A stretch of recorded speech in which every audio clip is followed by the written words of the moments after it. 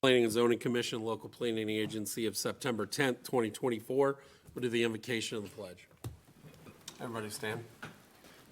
Dear Lord, Heavenly Father, thank you for this day, Lord God. Thank you for everything you do for us, Lord. Please, we ask today that you please bless our citizens, bless our first responders, and bless our city staff, Lord. Thank you for everything you do for us. In Jesus' name we pray, amen. Amen. I pledge allegiance to the flag of the United States of America and to the republic for which it stands, one nation, under God, indivisible, with liberty and justice for all. Roll call. Chair Lobneck. Here. Vice Chair Forges is absent. Member Keller. Here. Member Chacon. Here. Member Galvin. Here. And Member Butler. Here. You have a quorum. Thank you. All right. I need a motion for the Planning and Zoning Commission meeting minutes for August 13, 2024. I will so move that. Do I have a second? Second. All right. We have a motion to approve by Member Keller, second to approve by Member Chacon. Let's just go ahead and vote. Get your buttons on the wall there. Passes. All right. No old business. New business, we have Shops of Bluff, FKA, Ocoee Trail Village, Comprehensive Plan Amendment and Rezoning. This is project number CPA 2024003 and RZ 2403025. Zoning Manager Whitfield. Thank you, Mr. Chairman. Good evening, everyone. Good evening. Shops on the Bluff, small-scale comp plan amendment and rezoning to PUD. The small-scale comp plan amendment will convert the property from low-density residential to commercial, and the rezoning is to go from R1AA to a PUD planned unit development. The property is located on the north side of Clarkona-Ocoee Road. It's about 400 feet or so from the intersection of Clarkona and Clark Road. It's about 4 1/3 acre in size. It's vacant wooded parcels, 2 parcels total, and it does have type A soils. This is an aerial of the property. This is the surrounding future land use map, and then the surrounding zoning. It's a little hard to read here, but there's a lot of information. But basically what the applicant is wanting to do in their land use plan is to have a commercial complex, a commercial plaza consisting of 2 buildings. The building on the right side of the screen both buildings will have retail and restaurants, but the building on the right side will have a sit-down restaurant and an exterior dining courtyard type area. And then this building is also just retail restaurant plaza. This slide shows the landscape plan. So recognizing that the West Orange Trail borders it on the northwest side, the applicant worked with staff as far as putting in additional buffering and landscaping and whatnot in order to preserve the West Orange Trail. But one of the design criteria for design considerations for the West Orange Trail is an integration and activation of the trail. So in that respect, they are proposing an open to the public picnic pavilion area here. They would construct the sidewalk up to just their property line, as the rest of the way would be Orange County. From a design perspective for the land use plan, there are no variances that are needed. For example, parking meets the code, solid waste meets code, circulation. They have located this driveway as a full access driveway as far east as possible in coordination with Orange County. And they've also provided a stabilized surface for emergency services, ingress, egress on this side, so that there's 2 points of ingress, egress for emergency services. So in terms of the land use plan itself, the proposed uses that the applicant wants are C2 zoning district types uses, including a list of included uses and a list of not included uses. In speaking with the applicant earlier today following a meeting, they are going to also, and I'm taking this from Chris now, but we discussed this earlier, they're also including adding tattoo establishments to the not included list. So that's something that came up at a community meeting. The proposed size of the 2 buildings combined is 23,000 and change. Building 1, which is the one further southwest, is 16,700. Building 2 is 6,800 square feet. The maximum the maximum floor area ratio, which for the audience, the comprehensive plan commercial future land use category is what designates the amount of development that can happen on a property, and that's based on what's called floor area ratio. So for every 1 acre, if the floor area ratio is a 1.0, 1 acre is 43,560 square feet. So at a 1.0 floor area, the maximum size building is 43,560 square feet. If it's 3, it's you multiply the 43 times 3, and then you multiply that number times the acreage. So based on that math calculation, the property could have, based on the future land use category, 560,000 plus square feet of commercial. What the applicant's wanting to do, that 23,000 square feet, comes out to 0.12 floor area ratio. So it's well below the maximum. So they're consistent with the comprehensive plan in that regard. Their proposed ISA is 54%. ISA means impervious surface area. So essentially anything that's not natural grass or plant material is 54%. C2 and all the other commercial and industrial zoning districts in the city, it has a maximum ISA of 70%. So they're proposing 54%. Because of the type A soils on the property, our comprehensive plan requires a 35% open space allocation set aside to protect our open space and drainage in the area for the Ocoee Basin, and they're proposing 36%, just a little bit over 36%.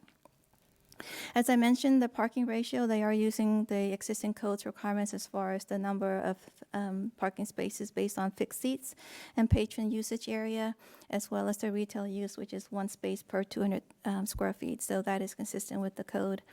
The minimum building setback, they're proposing 50 feet because the parking is in front. So they're meeting the building setbacks and the landscape buffer requirements as well. And as I mentioned, outside of those areas where part of the parking circulation and the dumpster and pond area, everything else, they're exceeding the minimum open space or minimum buffer along the West Orange Trail. So another aspect of the code is building perimeter landscaping. So the code currently requires 10 feet of building perimeter landscaping along those sides of the building that faces the street or areas of public parking. So for this site, it will be the south side, because that's the street side and that's also where the majority of the parking is located. They are seeking a waiver as part of their rezoning to reduce that 10 foot so that they can create. They'll have landscaping in landscape boxes and tree grates and things like that, but it's to create a space for a wider pedestrian movement area so that people can walk from restaurant to restaurant or from retailer to retailer like that along Plant Street and Winter Garden. So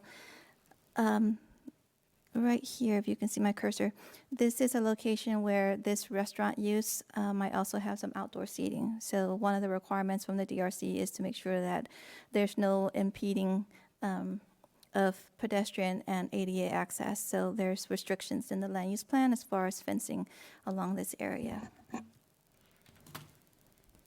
So the waiver that they're asking for is to that section that requires a 10-foot perimeter landscaping. Of that 10-foot landscaping, the code allows 5 of it to be sidewalk. So instead of using all of it or even half of it for landscaping, it's just all of it will be pedestrian friendly with tree grates and tree planter boxes to help with the aesthetics and the elevation of the building. So in terms of the staff's analysis for the comprehensive plan and the rezoning, we did look at the West Orange Trail trail site development design and policy guidelines with respect to requirements for buffering, screening, and protecting the trail, and then promotion of trail integration and activation that I mentioned earlier. The requested comp plan amendment is consistent with the comp plan. There is a provision in our current adopted comp plan that anticipated commercial development at this intersection, and that is coming from the 2002 adopted comp plan. Access will remain on Clark-Ocoee Road. As I mentioned, is coordinated with Orange County. In terms of traffic and transportation, we had the applicant do two capacity analyses for traffic. The first one was based on the maximum development potential of that 560,000 square feet. Given the surrounding network, and they actually use a higher trip generation rate than what our traffic engineer would have evaluated it against, there would not be any adverse impacts. And so let me clarify, instead of it being on the 560,000 square feet, the full acreage, I discussed internally and we agreed that they could do the maximum at 3.0 FAR, but not at the full acreage, but 30% less because they have to set aside 35% open space anyway. So it would be unfair and unrealistic to ask them to evaluate 100% of the acreage when the policy requires 35% to be set aside. So they did the maximum development potential based on the acreage remaining, which is 70% of the site. So that traffic analysis showed that there are no failing segments. They also did a traffic analysis based on just their development program of 23,000 square feet, and that also showed no, of course, it showed no failures. In terms of utilities, it is outside of the city's water and sewer service area. Our utilities department has indicated that the site is not close enough to our reclaim lines to require a connection. If they would have to provide irrigation through potable water, things like that. Stormwater will be designed and evaluated at time of site plan review, and in terms of environmental, as I mentioned, they're required to set aside 35%, they're providing 36.8%. DRC considered this item on July 30th, and they had recommended at that time approval, subject to a few clarifications. Our current C2 zoning classification allows certain uses that are only allowed through a special exception, one of those being recreation. So they added into their land use plan that neighborhood recreation would require a special exception. So, for example, if someone wanted to utilize all of the tenant suites in one of the buildings for a recreational facility, they couldn't go forward into site plan. They would have to come back through a hearing for a special exception. And it'll be back before this body and the city commission. We had also asked them to include bike parking in front of both buildings. There, in the land use plan, there's a little rectangle representing a monument sign. We just made sure that that sign location meets the sign code, and then asking them to add the landscape waiver to the land use plan to be considered as part of this hearing. So since that July meeting with the DRC, they have made all those corrections to their land use plan, which is the one that is being shown tonight. So with that, staff is recommending that the Planning and Zoning Commission, acting as the local planning agency, recommend approval for the ordinances for the small-scale comp plan amendment and the rezoning for the Shops on the Bluff project. And Chris Thompson with the applicant team is here. Thank you. Does anybody have any questions for staff? All right, if not, we'll open up to the public. The applicant want to come up? Come on.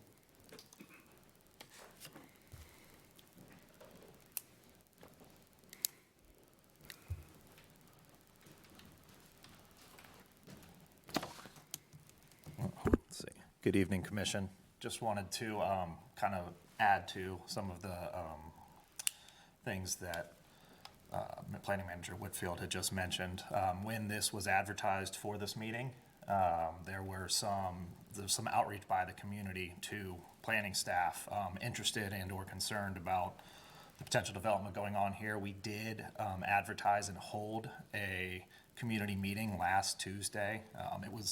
This item was at one point intended to maybe be on the August agenda, so there was ample time to give notice, 2 weeks notice, hold the meeting. There were a few members, 4 in total, of the community that came out. We sat and spoke with them for a little over an hour here at the West Oaks Branch Library. And I would say the discussion was mostly positive. I don't see anyone here that was in attendance in that meeting. One of the things that did come from that was concerns about a tattoo parlor establishment, and we're happy to go ahead and explicitly exclude that. That was never intended.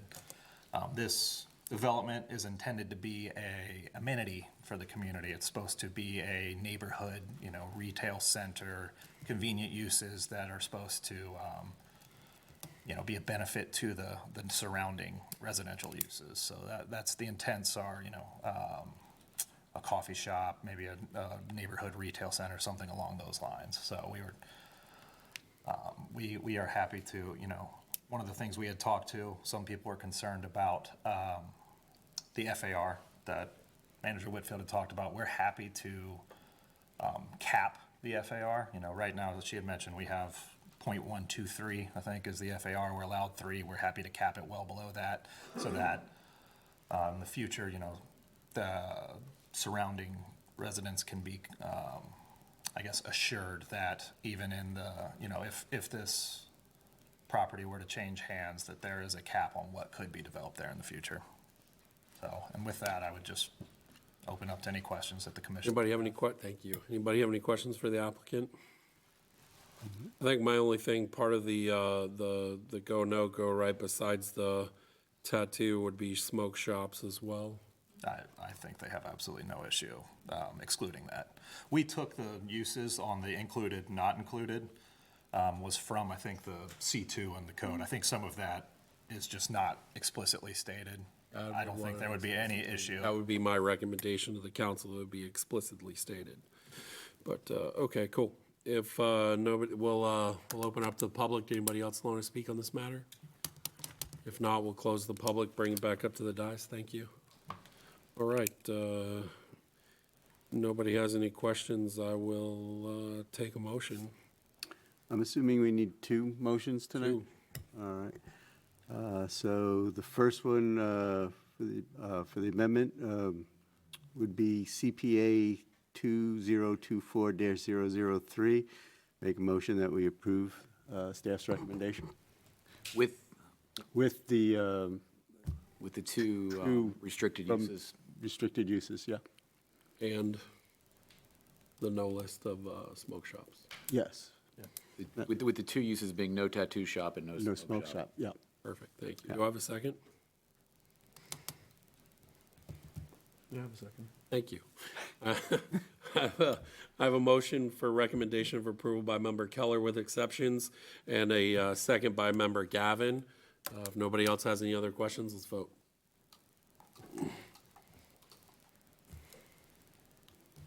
That passes. Thank you very much. We're excited for restaurants. Mr. Chair, you need to do the rezoning. Now we're going to do the second one. Thank you very much. I need a motion for the second one. I'll I make a motion that we approve RZ 240305 for the rezoning of this item. Thank you. Do I have a second? I second it. Thank you. We have a motion for recommendation of approval by Member Keller and a second by Member Galvin. Did I say it right that time? Yes, sir. If there's no other questions, let's go ahead and vote. All right, good to go. Thank you very much. All right, our next order of business is item number 2. Thank you. Item number 2, Hometown Suites Special Exemption, project number 524SE032. This is a Currency and Commitment Coordinator McFarland, who is new to us here at this board. Can you introduce yourself first? Yes, of course. My name is Brett McFarland. I'm the city's concurrency and commitment coordinator. I've been with the planning department for close to a year now, and I'm excited to bring this item before you guys. Very nice to meet you. Alrighty. Members of the board, members of the public, we are bringing before you guys an issue. It's a request for a special exception approval for hotel use for certain property identified as parcel ID 06-22-28-0000-00-008 with a zoning of PUD commercial with specified C2 uses in the PUD's land use plan. Bit of background about the property. It is primarily located on the south side of West Road, approximately 775 feet from the intersection of West Road and Ocoee Popka Road. The subject parcel is approximately 3.71 acres in size and is a part of the Lady Bird Academy PUD, with Lady Bird Academy being to the west. There is a existing commercial future land use for the property. It is currently vacant with a shared stormwater pond and shared access with Lady Bird Academy to the to West Road. As you can see, this is an aerial of the property showing the shared access as well as the stormwater pond. This shows the surrounding future land use map. As you can see, the primary future land use for the parcels adjacent are primarily commercial. Just as a note, the parcel to the direct south of the subject parcel is a part of the West Orange Trail, excuse me. And the parcel directly to the south of the trail is shown on here as with a future land use of low-density residential. However, this parcel is owned by the Central Florida Highway Express Authority and for a variety of reasons has very little chance of being developed as low-density residential. This is the existing surrounding zoning map showing the existing zoning. As you can see, it's primarily commercial with the shopping center anchored by Publix to the north past West Road and with the trail to the south, as well as a vacant parcel to the east, Zone C2, and Lady Bird Academy to the west. In looking at a special exception, the reason this is being brought before you tonight is according to Table 5-1 of the Land Development Code, going over the permitted use regulations. A zoning of C2 and a use for a hotel in any property zone C2 is required to come before you for a special exception. This is the table showing that. In reviewing a special exception, staff looks at 3 specific criteria. The first being whether the proposed use or structure would violate any of the directives of the comprehensive plan relating to land uses, densities, or other directives, as well as the Land Development Code. The second criteria that staff looks at is whether the proposed use or structure is compatible with the surrounding zoning or adjacent or nearby lands. The third criteria that staff looks at is whether the proposed use or structure is going to violate the health, safety, welfare, and or convenience of those residing, working, or owning land in the vicinity of the proposed use or structure. There are specific conditions that we look at, such as density, bulk, overcrowding of land or buildings, the flow of vehicular traffic or pedestrian movement, fire safety, odor, noise, glare, and anything that would impair the other property owners that are adjacent to the land, the legal use of their property. This is the site plan that was submitted with the special exception. As you can see, it's a 4-story, 124-room hotel with an interior corridor. As you can see on the site plan, it does share the existing stormwater pond as well as the shared access driveway. The applicant is proposing a 30-foot rear landscape buffer adjacent to the West Orange Trail.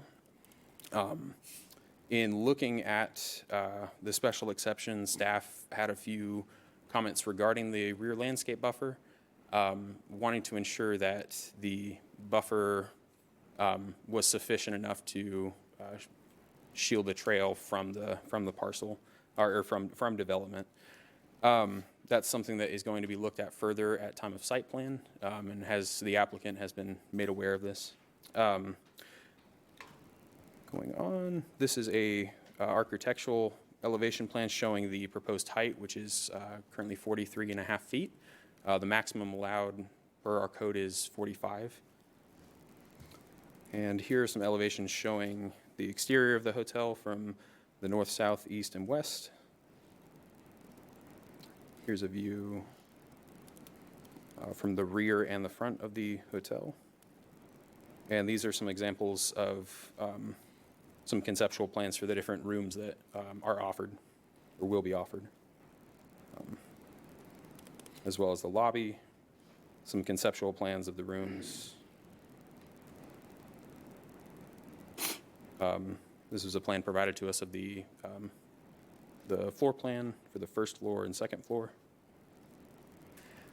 In reviewing this special exception, Staff found that the proposed uses and structures would not violate the land uses, densities, or other directives of the adopted comp plan and land development code. However, staff did identify 0.81 acres of potentially impacted wetlands.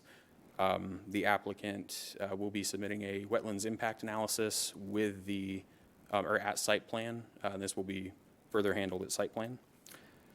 The second condition that we look at is the proposed uses and structures being compatible with the uses and structures of adjacent lands, and staff found that the proposed use and structure of a hotel would be compatible with the uses and structures and activities on adjacent land.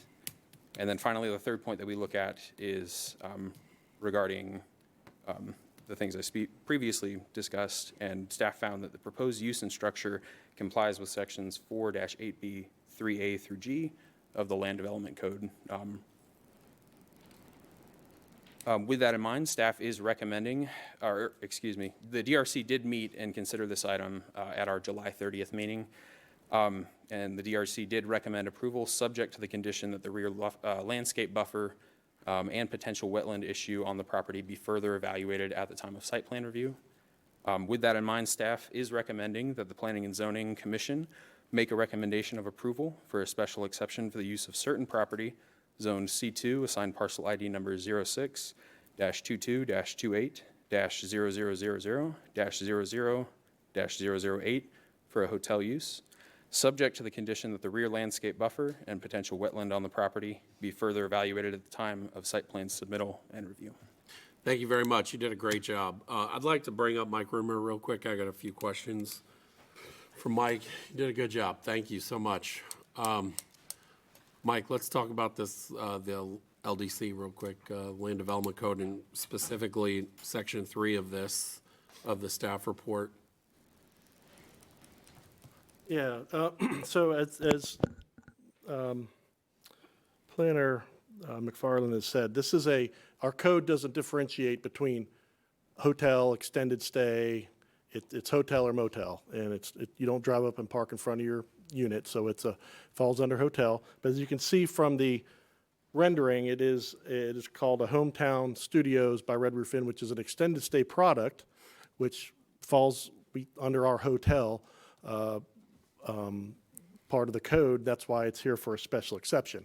And it's extended stay product, those type of hotel are popular. They're actually one of the hottest asset classes in hospitality. They do really well because you can get good corporate clients staying there, or travel ball parents stay there a night or two, and you have more room to spread out and put all that ball bags and all that stuff. And so we are looking at the extended stay aspect. We don't have a current code for that. So we are looking at ways to keep this type of a hotel option to be able to be approved with conditions if it were to go some other way. We're looking at options because some people, you could say, if you look at the website for Hometown Studios, on the front page, they talk about the monthly rentals, and then you don't have to worry about different items. And so is it a way to circumvent multifamily? That's what one could be argued. So we're looking at different ways to provide conditions that we could kind of ensure that operationally we can help eliminate the ability to have long-term stays and what could come with that. Idle time, which, it's not a business traveler that's coming in, getting dinner, working out of an office necessarily under that long-term stay. Our short-term rental criteria in the Land Development Code just deals with Airbnb, doesn't deal with hotels. And it actually says in our short-term rental regulations that hotels are not under that provision. So, when you hear the extended stay, you think this is great. We are creating a business commerce center up on the west side of Ocoee Popka Road. So how do we get those corporate clients to stay there? But we do have to consider those extended stay options and what comes with that. So we are looking at conditions criteria to help. If you look at the Section 3 of the Land Development Code for special exceptions. The Land Development Code can add, we can require walls, we can require more plantings, we can require buffers, we can require higher and more amenities, a pool and a playground and a this and a that. But what it does, the Land Development Code doesn't give you an opportunity to do is look at the health, welfare, of people working, residing, owning in the vicinity. In the vicinity doesn't necessarily mean adjacent. Our Land Development Code, everything's adjacent. Are you adjacent to residential with a commercial, then you've got to provide X feet buffer with landscaping and a wall. We don't have that situation here. So we are looking at items that we would bring back at the city commission level. All right, thank you. We have anybody representing the, all right, we'll open up the public hearing. Just state your name if you would. Good evening. My name's Russell Maynard. I'm with Central Florida Engineering Consultants. I'm here on behalf of the applicant. Oh, anybody have any questions for the applicant? I'm good right now. All right, thank you very much. Does anybody have any questions for staff?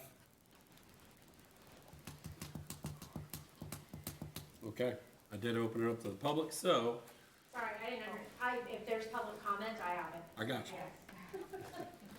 You're first. Come on up.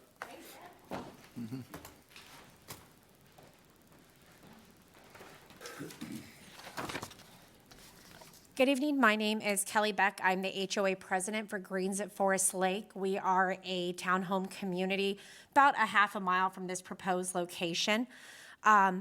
Our community, I spoke with a number of residents, are directly in opposition to this establishment. This is not a hotel. This is not people coming in for meetings or just visiting family. This is an extended stay facility, and that carries meaning. There are people that are from transient populations that these become their homes. The property similar to this in Orlando, specifically the Hometown Studios in South Orlando, has a slew of evictions on the Orange County court records from people who have made it their home because of the housing prices within Central Florida. That comes with meaning in our community. And these are populations that have a lot of times issues with mental health, with drug addiction, that have caused them to fall into relying on these types of facilities. And while I appreciate the need for providing that space, there's also an impact to the surrounding community. This property is adjacent to a daycare center. They are proposing a 4-story hotel overlooking a daycare center with small kids in and out all day. Diagonal from it is Renaissance Charter.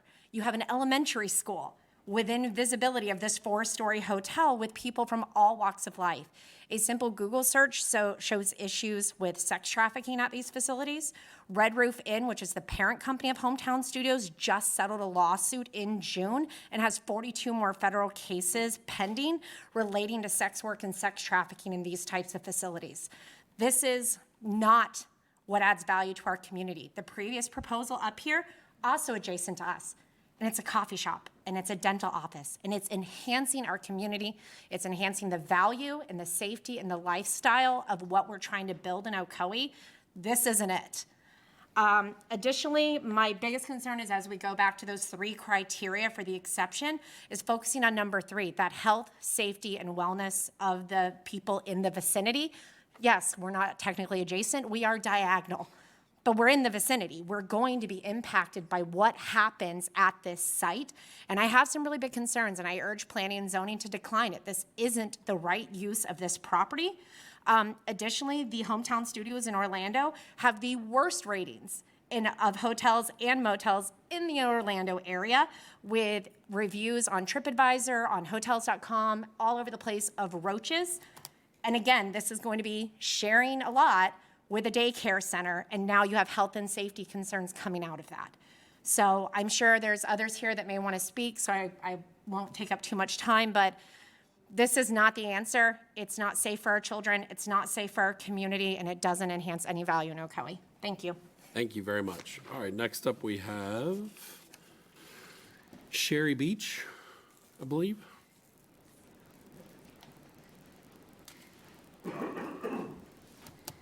Good evening.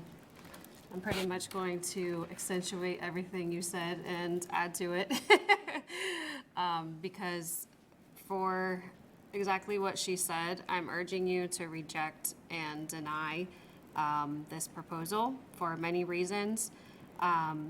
Proximity to the daycare, not only the charter school across the street, it's in walking distance in the vicinity and very close proximity to at least 4 schools. An extended stay should not be an appropriate consideration to add value to our community, to enhance our community, or draw appeal to our community. There are many families, I've been here almost 8 years, that they came to Ocoee for a family atmosphere. And what I've seen over the past 5 years in particular are these business centers and these warehouses and pretty much everything the opposite of what a family would want.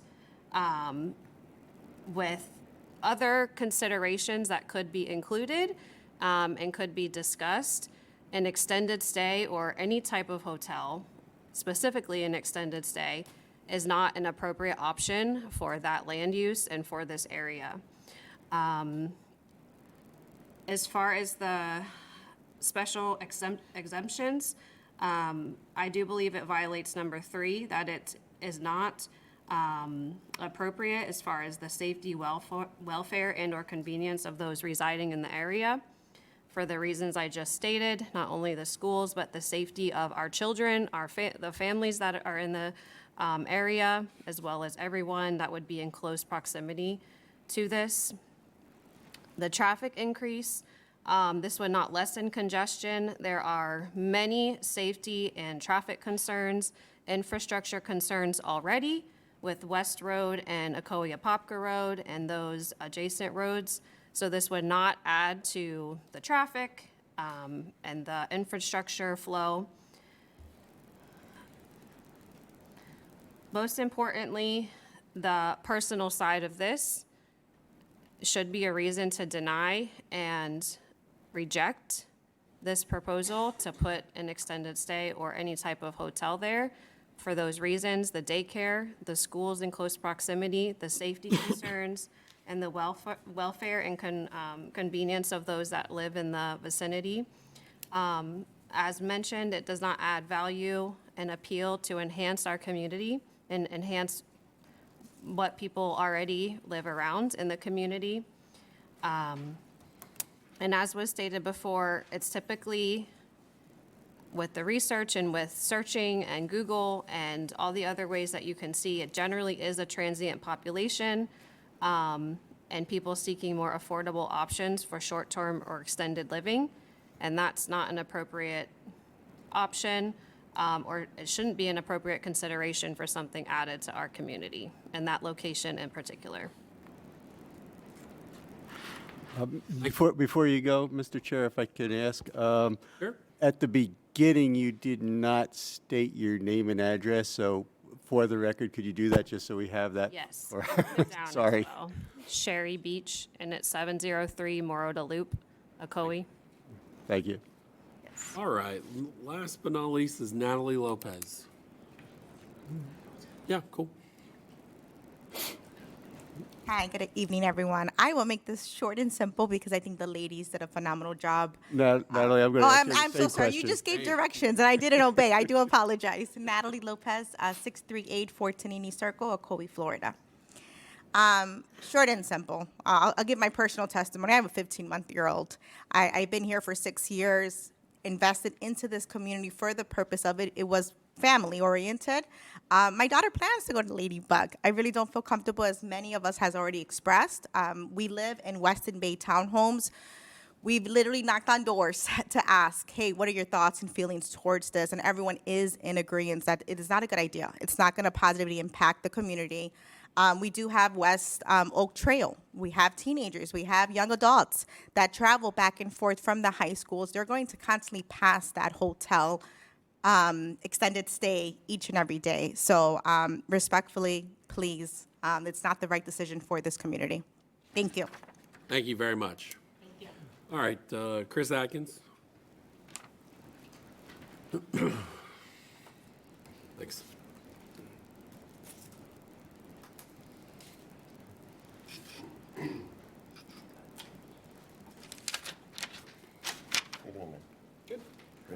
Welcome to the job. My name is Chris Adkins. I live at 606 Ridgefield Avenue here in Ocoee, Florida. I'm a 25-year resident. I'd like to speak for a quick second about what I've heard as a common statement amongst all these residents that are here. And often we don't come up to these meetings unless we're directly impacted by them. But this happens throughout the city on a regular basis, where something arises and it impacts individuals directly around them. I ask that whether or not it's the commission or board members, that they kind of use some common sense and be pragmatic, right? Imagine if your family lived next to it or in the proximity. How would you feel? What would you think? I happen to be myself and have been in the corporate housing business for more than a decade. So when staff states that often, or individuals state that often, corporate housing uses these types of facilities, that's absolutely not true. We utilize apartment complexes on short lease terms. We don't put anybody, especially from a business standpoint or a professional standpoint, in an extended stay. All the data is clear for the board members to look up, for staff to look up, with what's associated with these types of facilities. I actually not only think that it's a horrible decision, not only for the things that they've said, but I believe it directly goes against the flow of traffic, and the staff should know that. We have a serious issue at the charter school right there, every single Monday through Friday. We even sometimes have to station police officers there to direct it. So I don't understand how staff would overlook that and say this would comply. Think about the amount of cars and people that would be utilizing this. So I look at things in a few different ways. But one thing Brad brought up, which made a lot of sense to me when he was questioning and asking about the LDC, I think he was specifically talking about Section 3. I'd actually like to see the board recommend not only to not have this extended stay, but to recommend to the commission to amend it to not have them anywhere within the city. I don't want, I'm not here to judge where people live or stay. I'm not here to say what something should be or not be. I stay to what's pragmatic and common sense. It's not good for the health of our community. We tend, as a community, over the last 5 years, to increase densities on small areas, to give exceptions. I'm for growth. I value the decisions you guys have to make because a lot of them are very difficult, right? Our city benefits from having businesses. We need them. Impact fees, other things. Taxes, other things. But it has to be a balance. It seems like we've lost a little bit of that focus. I'll use just for an instance what you guys just approved in regards to the shopping center that was zoned low density residential. This area that they're speaking about, by the way, all the way east to the 429 has been zoned agriculture or low density residential for decades. And they've nicked and picked at these meetings until they can get it as full as they can to the 429, which is completely, in my opinion, against what they should be doing, because it doesn't really benefit the city. It benefited the city, sure. If you had the infrastructure, sure, but we all know the infrastructure around here is for, I'm gonna say, right? Okay. But when they approved that, they approved it at, you get X amount of square feet per X amount of acreage, but you have to have 30% for this. So, you can have 65,000 square feet or whatever the number is based upon the full acreage, but then you take this 30% out and they allowed them to still develop it as if that 30% was there. They figured it was fair. But what that does is that increases the density on the 70% that's there. If they just went by the 70% that's there, they wouldn't have that size building. They'd have a much smaller building. It would be more natural feeling. It wouldn't be so much concrete in such a small area. We just did this about 4 months ago with some townhouses over by 80 Mims Road, where we had a 15-acre project where we allowed them to build townhouses over 15 acres. But listen to this, 7 of those acres were wetland. So they really didn't have 15 acres to build, did they? But you know what they did? They allowed them to build just as many townhouses that would be on 15 acres right next to a wetland with a third less less amount of the space available to even be built on. So respectfully, I value you guys, but I hope that, like everybody else here, you would turn down this particular project. Thank you, sir. very much. All right, we have Keith, is it Hadry? All right. On the English side of things. So, good afternoon. Sorry about that. Kind of coming in. Say your name for the. My name is Keith Hadley. I live at 1024 Robin Holly Street in Ocoee, Florida. I've been down here for, gosh, my children are in 8th grade, so 9 years. Originally from Tallahassee, Florida. Graduate of Florida Agricultural and Mechanical University. My concern in this, as you can see, I'm wearing this shirt. I do work at the Great Memorial Middle School. My first job here was at the Great Jones High School. And I jokingly tell my friends sometimes, and I love going to Orlando City soccer games, and I love when the fans get really annoyed because their first chant is, the ref belongs in OBT. And we all know within our circle of Orlando what the heck that means. And there is nothing like going to work at 6 o'clock in the morning and you're seeing streetwalkers going one way and children going another. There's nothing like when you have a kid hop the fence and you're like, well, bump that, and you look over and you're like, oh, there's some over there.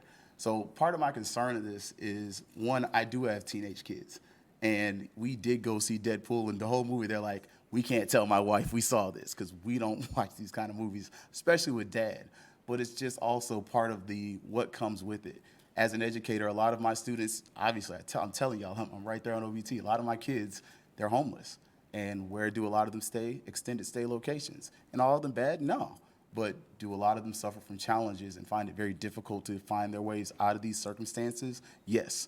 So one of my biggest concerns is, besides just the location to the school, the location to the other amenities, is also the location next to the park and the path there. I mean, we literally just had it out where they built a neighborhood next to us, and part of the problem with building that new neighborhood is you almost hit a bicyclist every couple of days because you can't see them. So now you got to stop. But the other problem is, when you walked on or rode on the back by the bike trail there, you saw where they cleared the land, and they recently cleared it from people that were squatting, building tents and other things there. So part of my concern with this is some of that traffic in and out. If this was a type of hotel, I wouldn't have that concern because. Mr. Keith, I'm sorry to interrupt. Let me ask you a quick question. You pause this time for 1 second. Yes, sir. I've heard some other people here, and I want to ask you the same question because you brought it up. So you've talked about the hometown suites that's in Orlando, but you know this same one is in Sanford as well, which it's not the one that's in Orlando as the old model. The one that's in Sanford, which is by Boomba Sports Complex, is this exact model, and it's been there for 2 years now. So do you think that's a high crime area with all those things that you've talked about? I don't think it's a high crime area, but I also don't think we have some of those same amenities. We do have the golf course there, which, I mean, I play golf with my frat brothers. Otherwise I don't golf. Did we have an event out there? Yeah, but how often are we going to get those events and activities? I mean, are we really drawing people to that park that's kind of right there? I mean, beautiful soccer park, other things like that. Are we drawing that clientele to those events and activities? And I don't know if this does that for our neighborhood and for our people, because my kid goes to the ice cream truck. She's gullible, and she's that kid that, hey, daddy's not quite there, I'm going to beat him there. I'm a little concerned when we have food truck night tomorrow, if we Let get me that ask you in the one more hypothetical question, because it's great. So there may be a sports complex right down the road, right? It's going to house, it's going to be for tons of kids and families. You got a family of 4 or 5 that's here traveling. Wouldn't this be the type of model for those families to stay at? It could be, but we kind of have that on the other side of Ocoee started up already, and it looks like you kind of extended there. I stayed there when I first came down here. So I told you, I'm from Tallahassee. We used to come down here for the Florida Classic. We stayed in southwest Ocoee down there at the Homewood Suites over there. So I think if that's something that we can continue to really grow into that area, maybe even help with that shopping plaza there, that may be something that may be a little bit better for that area that's already kind of built up, doesn't have the traffic problem. I don't know if you like me, if you stay in that townhome community back there, we cut between the Publix to get to where we got to go. I'm sorry. Like, you can write a ticket if you want to, but I got to sneak behind Publix. I got to be at work at 8 o'clock, and I got to be at duty at 8:30. Otherwise, I got middle school kids, and my kids got to go to school too. So I think that's just some of my concerns, and I do appreciate ideas of what they're doing in Sanford, but I think they're serving a little bit different folks because they're a little closer to the St. Johns River and got some other stuff downtown that we don't quite have here. But I think Ocoee's still better for it. Thank you. Appreciate you. All right, next up we have Laura, is it Gangle? Cool. Just state your name for the record. Yep, Laura Gangle, and I live at 928 Robin Holly Street. I have a lot of my neighbors here today, and I'm not going to be nearly as articulate as everybody, but I just wanted to contribute the same concerns. Primarily, I think that traffic in our area is already pretty horrendous on West Road. There's like 2 or 3 hours of the day that I purposefully avoid leaving my house just to get onto West Road. I think adding a facility as large as this would be an error. Additionally, I have 3 little girls that I stay at home with. They're too small to go anywhere without me right now, but I'd be nervous about them frequenting the community if there's anybody who's residing that doesn't feel a long-term sense of responsibility to the community around us. So, Sure. Yep. Can I ask you a quick question? Yeah, Okay, so do you know who your Orange County Commissioner is? I don't by. Her name is Christine Moore.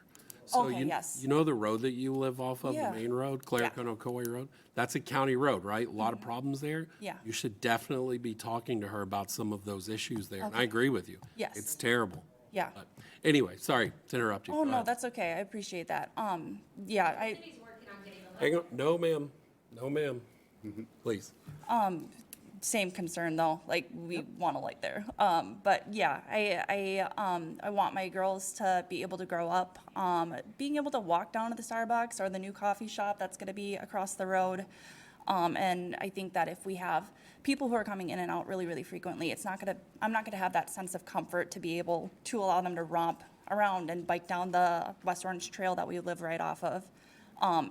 And then the school too. I think that it's way too close to a school. I personally have seen a lot of kids walking up and down that road. I think it'd be different if it was like an apartment complex or people who are going to be residing there for a long time where we feel a sense of community with them. But too many people shuffling in and out, I don't think that's appropriate to have with kids who are walking in and out of school every day. Cool. That's it. Thank you very much. All right, got another one. Jessica Soto.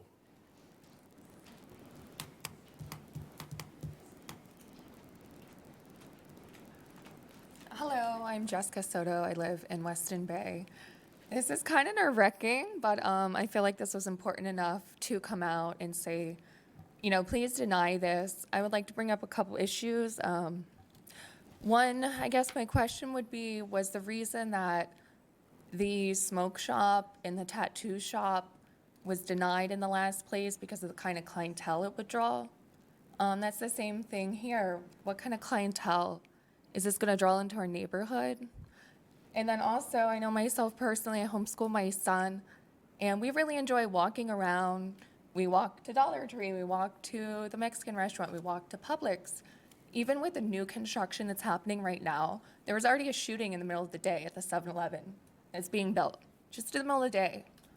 What is this going to bring to our community? So, just want to share that. Thank you. Thank you very much. All right, anybody else? You want to speak? Come on, dude. You pay taxes? All right. In that case, we're going to close the dais, bring it back up, close the public hearing, bring it back up to the dais. Those are a lot of great comments, and listen to all of it. We need every bit we can get. So does anybody have any questions for staff, or do you have it? May I address? No, I closed the public comments already. Yeah. You have something, Mike? Well, I just. No, I'm sorry. I was talking about Mike Rumor behind you. Okay. Yeah. So Does he get a chance to rebuttal, or I already closed the public hearing, but he is the applicant. he's the applicant, so I think he does get a Okay. chance, yeah. Come on up. As the applicant.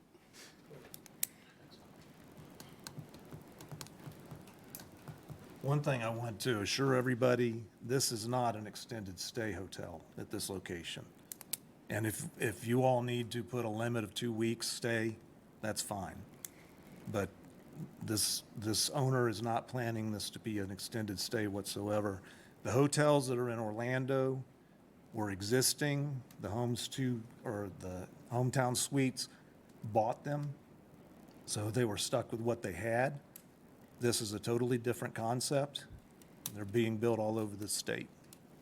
So, and as far as traffic goes, a hotel is actually a pretty low traffic type facility compared to a commercial center or something else that might go on this property, because it is zoned for that. And that's about it. Thank you. Mike, come on up.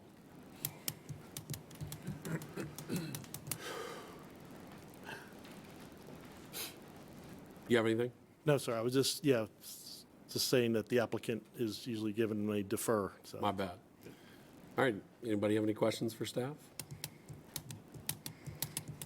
Okay. I do have a question for Mike. Sorry. Getting your steps in today. Yeah, sorry about that, Mike. Now, I do appreciate everyone coming tonight and all your comments, and I understand about the safety and what kind of clientele we're going to bring in. Now, his comment about putting in a provision limiting this, that's new information, so we will take that. is that something we can do? So, just generally, as you're a newer member, as you make a recommendation, you can always put conditions. Doesn't mean it carries forward to the commission for their consideration, but you can always put conditions.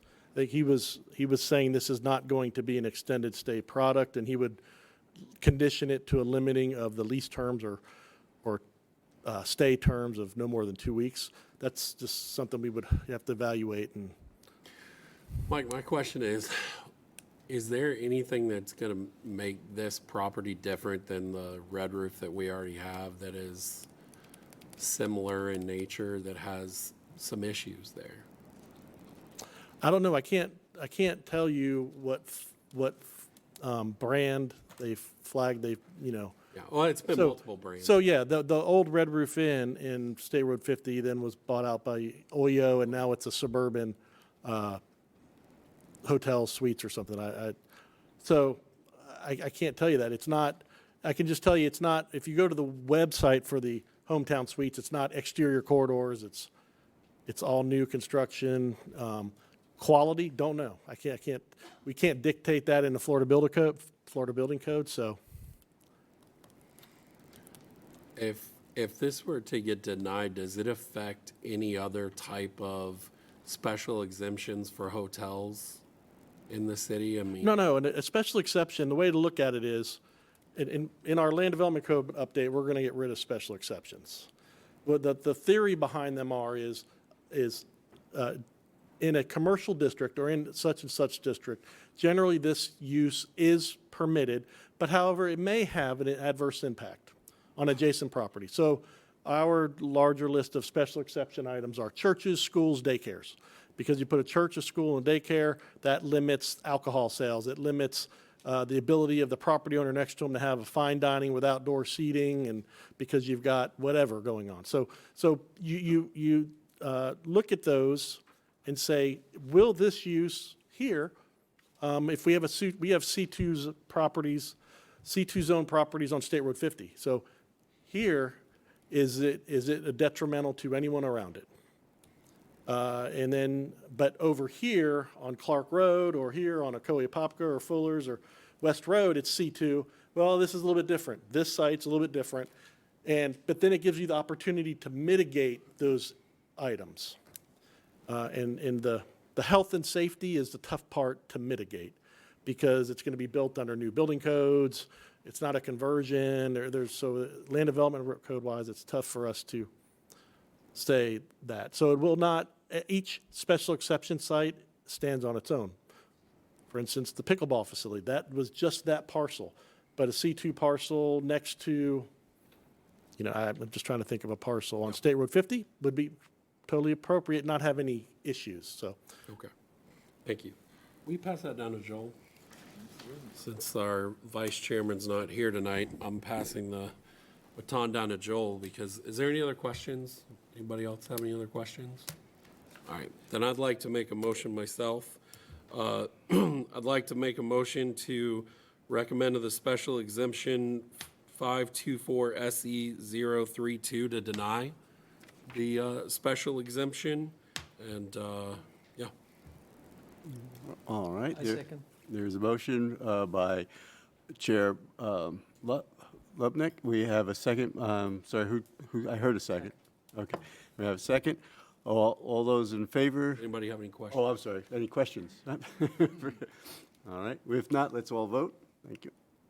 If you vote yes, you are voting to turn down the, just so you know. All right. All right. So, Mr. Chairman, just let me, for the benefit of the people that came, your recommendation board. So this recommendation will go to the city commission. The applicant, in the meantime, has an opportunity to provide some changes to feedback. He could not increase the height between now and city commission to 5 stories, the number of rooms. So he could not make big changes like that, but, so I just want to give them, it still goes to the city commission. It's not dead tonight, it's just a recommendation. Give them AJ, I'm gonna give that back. Thank you. No. So, then I got to open it up again. So. Afterwards. Afterwards. I'm sorry. I know. But I will make a comment. You know, I think we're going to need these. What's that? Sorry, go ahead. No, yeah. We're going to need hotels, right? We got a lot coming up. We're going to need hotels. We're going to need suite hotels like this. I just don't think that's the proper area for it. I think it's needs to be a little closer to where it's going to be at. So that's one of the reasons why I voted to recommend not doing it. And plus I see what the other extended stay looks like we have in the city now. So you know, it may be a better property, but so anyway. All right, number 3. This is the temporary 6-month moratorium ordinance on the processing and consideration of development approvals. Acting City Manager Mike Roomer. Assistant. Yeah, well, There you one go. day. Thank you. Acting Assistant City Manager Mike Roomer. Thank you. So I don't have a presentation to show you. This is all descriptive. You have an ordinance in front of you. As we've brought to you some elements of the comprehensive plan amendment that we are undergoing, and we are also undergoing a land development code. Both of these items are intended to address and create a vision that has been created, comments that we have received from residents, such as tonight. We want to update our land development code is a 1990s suburban splendor code. We've done some special studies on certain areas, like our CRA target areas. We have a special ordinance on top of the zoning. We have that along the State Road 429 with the Franklin Plant Street character area, the business character area on Ocoee Apopka, and where the Ocoee Village Center is, the interchange character area. But we don't want to just have a bunch of these different codes. We want one good code that will facilitate urban where it needs to be urban, right? Urban light where it needs to be urban light. Transitional where it needs to be transitional, and suburban-esque where it needs to be suburban-esque. We have one code, a suburban code, trying to accomplish all of that.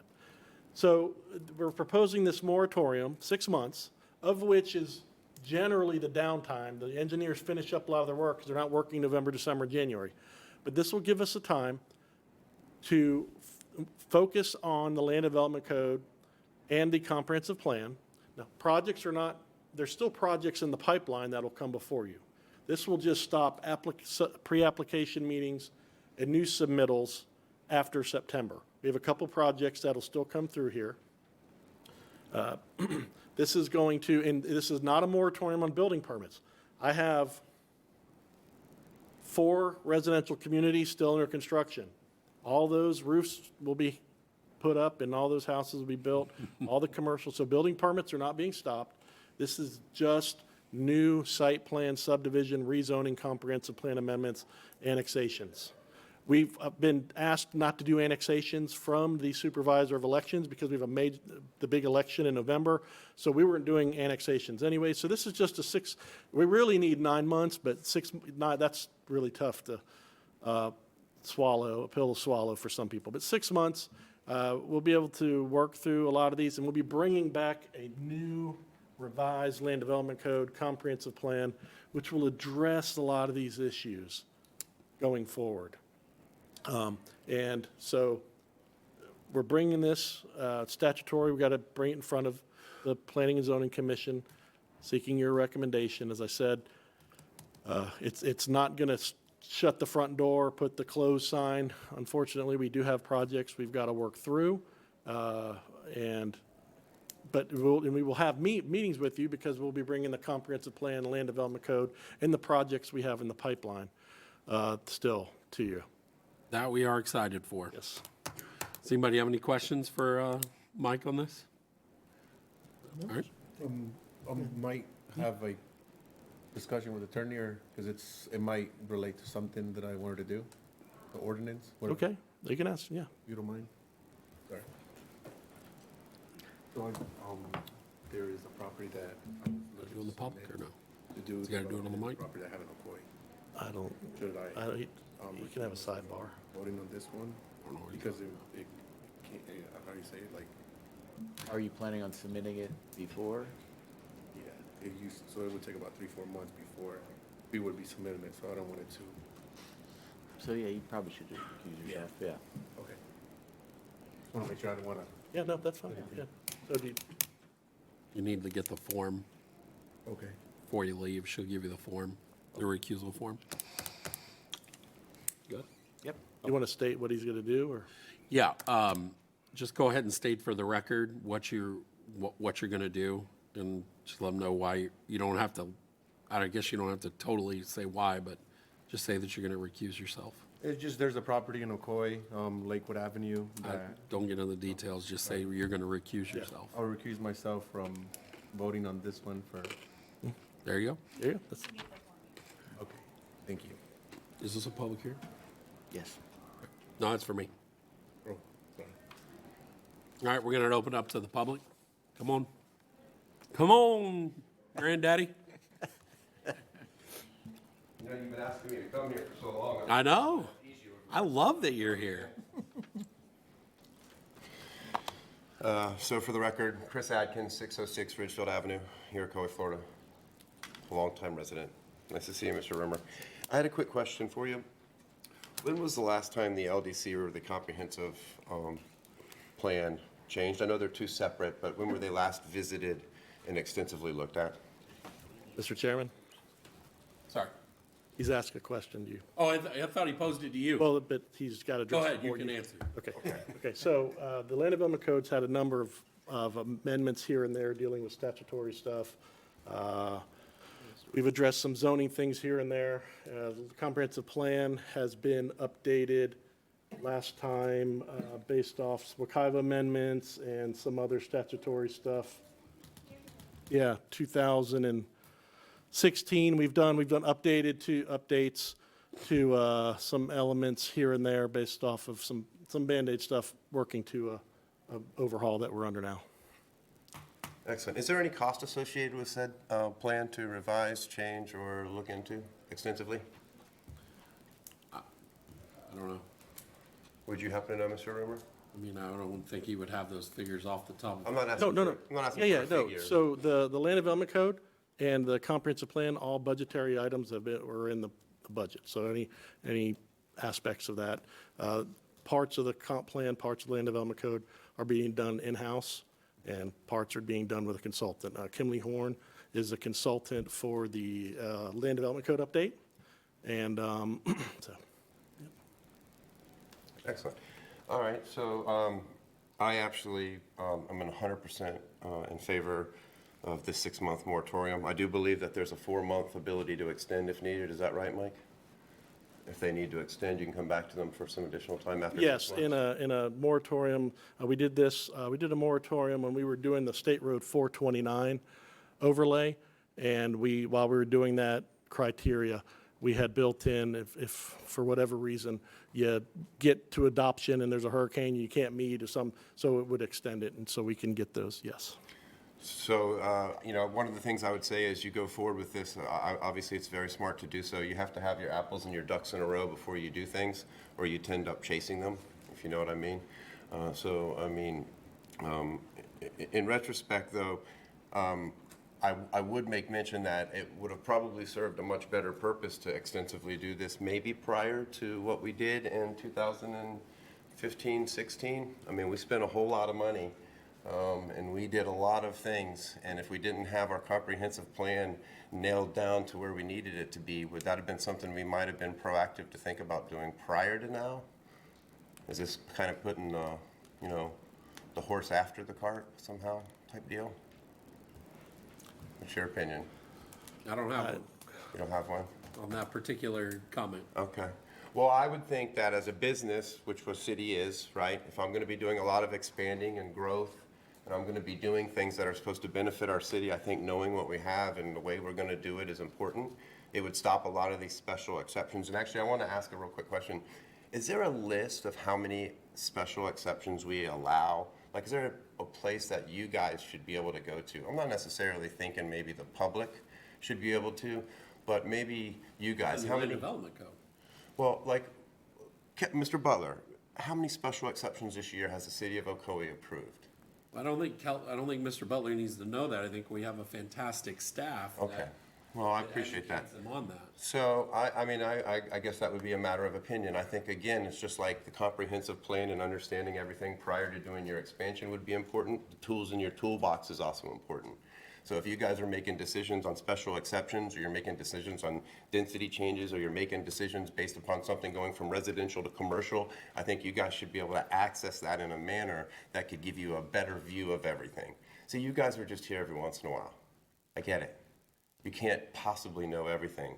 You know, some are involved much more heavily, and that's good. But like I said, more tools in your toolbox would be better, so you can find patterns. We shouldn't be doing too many special exceptions and those types of things. But to get back to the I comprehensive want to make sure, I mean, on our website right now is the land development code and is the charter, right? With Yep. all the, so what? Could you stop my time, man? Is do we not have access to? No, what I'm saying, Brad, is I'm not saying you don't have access to specific things if you wanted to go look at them. But as a brief, as a summary, as a board, shouldn't you have a running toll, almost like a budget of what exceptions, how many alterations to the LDC have happened, how many? There is. If you look in the LDC, it shows you the last time, or the charters really do, the codes, right? It shows you when anything's been changed. Yeah, Brad, I'm not gonna go back and forth. I'm not saying that it's not accessible. I'm saying that as a board, each member having all those tools in their hand and not having to access them might be a better way for them to make decisions going forth. If they know how many times we do something, they might think about how many times we want to keep doing something. Does that make sense? That's the only reason I was saying that. I'm not insinuating it's not able to be found. It can be found because I find it. So I'm just saying, as an informed resident, I can see that, but. Okay. Okay. So Thank you. Yeah, can I finish my last 43 seconds, sir? Absolutely. Perfect. So again, I think this is a great thing. I hope that you guys utilize every bit of time that you can, and I hope that you nail it and get it right this time. Make sure that it's perfect for our future development, our future inquiries of individuals who are coming in here to start businesses or hotels or baseball complexes that we're going to build hotels, and then you guys can approve them on set forth. Have a wonderful evening. Thank you. Thank you. Thank you. All right. Is anybody else in the public want to speak? If not, we'll close the public hearing, bring it back up to the dais. Does anybody have any other questions for staff? All right. I'll take a motion, please. I'll make a motion that we approve the temporary moratorium ordinance on the process and consideration of development approvals. All right. We have a motion to recommendation for approval. Do we have a second? Second. All right. We have a recommendation for approval by Member Keller and a second by Member Chacon. If there's no other questions, let's go ahead and vote.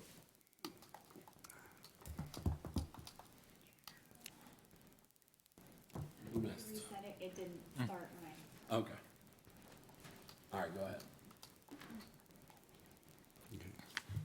It should be good, because Member Galvin. All right, great. So it passes 4-0, Member Galvin abstaining. So just don't forget, she'll give you a form to fill out. Yes, sir. All right, cool. And I mean, just to make a comment, Chris, I think Chris is right. We need we need to make changes, but this board up here, we meet monthly, and we have a very great staff that keeps us informed. We have a great packet that comes out once a week that tells us, all the ifs, ands, or buts about what's happening. And we have access to staff at any time to ask questions. So I think this is, we do have some new members, but this is not a board you're just here every now and again, right? So we do a lot of great work here, and, I think we're doing a lot of great work for the city. So anyway, that is number 3. That's going to be done there. We have miscellaneous. Project update. We will be 99% bringing to the October commission the large-scale land use amendment for the regional baseball facility. That'll be a long item with a lot of information and bringing forward that.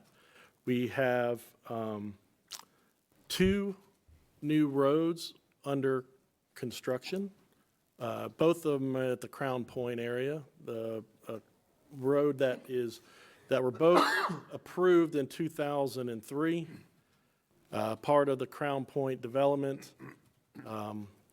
and Commissioner Keller's probably pretty aware. He came on and did a lot of stuff near the tail end of that. But we've got a new road that comes out of the roundabout by the high school and cuts down to Ocoee Road.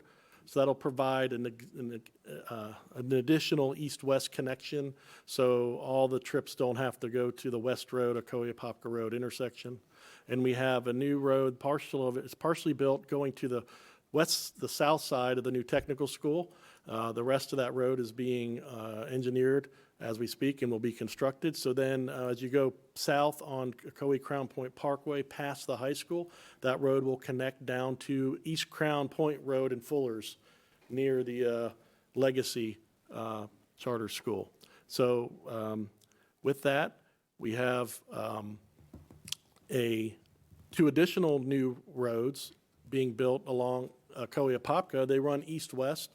They will terminate at a future Pine Street that we have preliminary design, trying to figure out where the Pine Street could run north and meet up with those. We have some utilities, we have some acreage, Orange County acreage, we have some easements that we've got to figure out where the center line of the road's going to go and start working on that road, which will provide a block parallel structure to the Ocoee Road. We have the project known as the Regency, a mixed-use center, and what we call Target Area 1 off of in the CRA and State Road 50 off McGuire, and adjacent to the Turnpike. That has broken ground as well. And so we've got a lot going on. Anybody have any questions for Mike? Yeah, I've got a couple if I can, Mr. Chair. 2 of them, first one speaking about roads, where are we with Clark Road? What's happening with Clark? I know it seems that it got stopped for a while there. Yeah, there was a elevation issue. The engineer that designed the widening is the one that designed the new road, which they had all virgin land to deal with. And so you get, in their design, there was a break over near where the wall around Hackney Prairie and elevational changes. And they had to go back and do a revision, take it to the Water Management District. And so that kind of put a little hiccup in that. An additional hiccup, we knew this all along, there's a lift station right past the fire station on the west side of the road, that the access to the lift station was set up under the existing conditions. Well, when you widen it, it took the driveway out, and we had to negotiate with the HOA next to it to cross some of their land to get a new driveway that had issues with, then you get into elevation. So there are a couple little hiccups along the way, but yeah, it should be, minus this rain, they should be rocking. Getting better. And then the second question, and sort of a reminder, back, what was it, in April, I think, we went to that planning board conference, and at the time I had mentioned that they had a group planning board membership for 6 people for like $120. And I recommended that we get that for the Would still the members like to be a that. part of it? We can do that. Yep. Yeah, All right. I had somebody asked me a couple questions. One was about, I know there's a fence that went around Hardee's. Was that just to keep people out, or is there somebody that's looked at that property? Yeah, there was we don't have an interior remodel, but it was a car went into the drive-through, I think, and they were just fixing that. And It went in the front window. oh, front window. Okay, yeah. So, but we don't have. You Okay. know, Nothing. It's expecting probably just for something- security. Hope something good. I haven't heard. So Yeah. I also was asked about Palm Drive and the realignment. Is that coming Palm along? Drive in the realignment is the chicken and the egg. So yeah, so so where it hits Ocoee Apopka is under Orange County's designation, and so they were in permit for the tying in the road. Permitting was reviewing it. Lo and behold, then they resurfaced Ocoee Apopka Road, raised the elevation less than a quarter inch, and that required all new engineering and all new review. And then they came back and said they wanted a roundabout there. And they had to prove a roundabout would not work. And so it's just. A roundabout at Palm and Apopka Vineland Road? Ocoee Apopka Road? I mean, geez Louise. So it's just, and yes. And so yep, Thank you. that's where it's. Anything else? All right. Well, if that's the case, we did what we did. All right, cool. Have a great night, everybody. Thank you.